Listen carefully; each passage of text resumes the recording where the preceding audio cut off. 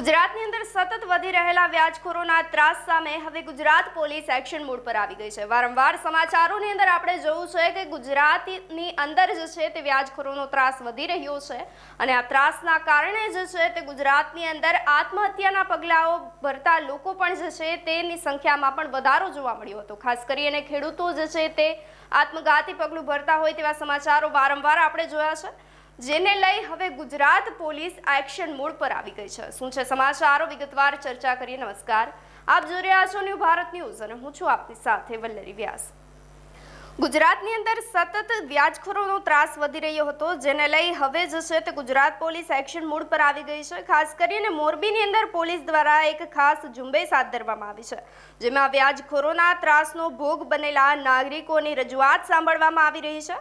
અરજદારોની રજૂઆત સાંભળી અને તમામ આરોપીઓ સુધી પહોંચવા માટે જે છે તે હવે પોલીસ દ્વારા ચક્રો ગતિમાન કરવામાં આવી રહ્યા છે। તો જિલ્લા પોલીસ દ્વારા પણ જે છે તે એ ડિવિઝન પોલીસ મથક ખાતે વ્યાજખોરો વિરુદ્ધ ઝુંબેશના ભાગરૂપે જનસંપર્ક સભા અને લોન મેળોનું પણ આયોજન કરવામાં આવ્યું હતું। તો વિવિધ બેંકના પ્રતિનિધિઓ પણ ઉપસ્થિત રહ્યા હતા।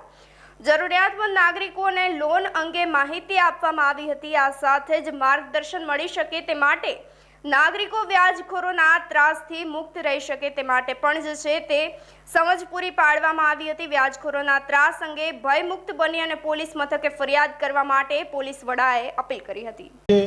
મોરબી જિલ્લા પોલીસ દ્વારા ખાસ કરીને મોરબી ડિવિઝનમાં એ ડિવિઝન પોલીસ સ્ટેશનમાં લોક જાગૃતિના ભાગરૂપે જે વ્યાજખોરો છે એમની વિરુદ્ધના એક મુહિમના ભાગરૂપે તમામ જે ભોગ બનનાર છે અથવા અગાઉથી 3-4 દિવસ પહેલાં અમારા ડીવાયએસપી શ્રી આલ સાહેબે લોકોને એક વિનંતી કરેલી હતી કે આપને કોઈ પણ ત્રાસદાયક કૃત્ય થતું હોય કે વ્યાજખોરોના કોઈ ત્રાસ હોય તો અવશ્ય આવો ને આ જે લોન મેળો છે અને લોક જનસંપર્ક કાર્યક્રમ અંતર્ગત અમે એમની રજૂઆતો સાંભળી છે। રજૂઆતો સાંભળી અને અમે ગુનો દાખલ કરવાની પણ પ્રક્રિયા ધરીશું અને પ્રક્રિયા ચાલુ પણ છે। સાથે સાથે મીડિયા મિત્રો થકી અમને મોરબી જિલ્લાના તમામ નાગરિકો અને રહીશોને મારી વિનંતી છે કે આપ જો કોઈ વ્યાજખોરોનો ત્રાસનો ભોગ બન્યા હોય તો બેધડક તમે જે તે પોલીસ સ્ટેશનમાં જાઓ, ત્યાં રજૂઆત કરો અને એના આધારે અમે ગુનો દાખલ કરીશું અને કાયદેસરની કાર્યવાહી કરી અને જરૂર પડે તો પાસાના અટકાયતી પગલાં પણ અમે લેશું। સાથે સાથે તેરા તુજકો અર્પણ અંતર્ગત પણ અમે જે ચોરાયેલો મુદ્દામાલ અને ગુમ થયેલો મુદ્દામાલ છે એ પણ અમે પરત આપવાની હાથ ધરી છે।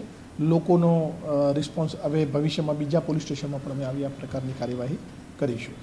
તો વ્યાજખોરોના ત્રાસથી આત્મઘાતી પગલું ના ભરવા માટે જે છે તે હવે ગુજરાત પોલીસ દ્વારા અપીલ કરવામાં આવી રહી છે। ખાસ કરીને ગુજરાતની અલગ અલગ જગ્યાઓ પર જે છે તે પોલીસ દ્વારા હવે એક મેળાનું આયોજન કરીને લોકોને સમજ આપવામાં આવે છે કે વ્યાજખોરોના ત્રાસથી આત્મઘાતી પગલું ભરવાને બદલે જે છે તે પોલીસનો સંપર્ક કરો, પોલીસની મદદ લો અને યોગ્ય સમય સુધીમાં જે છે તે યોગ્ય પગલાં ભરવા માટે પણ હવે પોલીસ જે છે તે રજૂઆત કરી રહી છે। ત્યારે આપનું શું કહેવું છે અમને કમેન્ટ કરી ચોક્કસથી જણાવશો। તેની સાથે જ અમારી ચેનલ ન્યૂ ભારત ન્યૂઝને લાઇક, શેર અને સબસ્ક્રાઇબ કરવાનું ભૂલશો નહીં। નમસ્કાર।